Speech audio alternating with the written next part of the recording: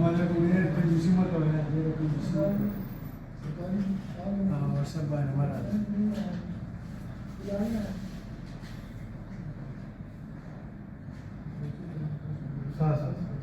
हमारे पर्ची दरवाजे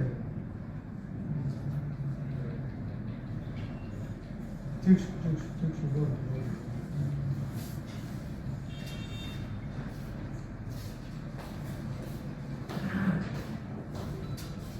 परसेंटेज 0.5 है ना? हाँ 0.5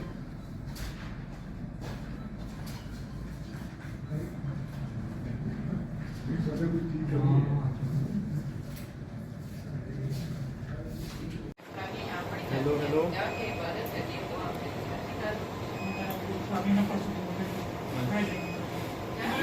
बात सुनो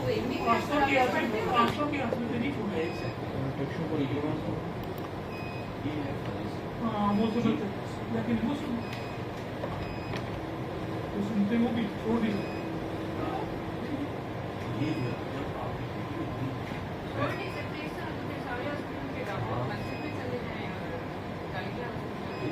न्यूपोर्ट क्या डेट पर ना 8-10 पर क्या होती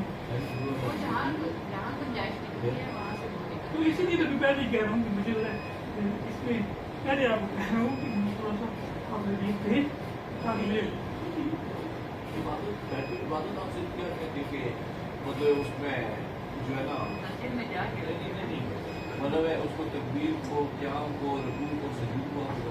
नहीं सब कुछ इबादत में शामिल होते हैं लेकिन इबादत में आपको खिलाफ भी शामिल है, इबादत आप शामिल है।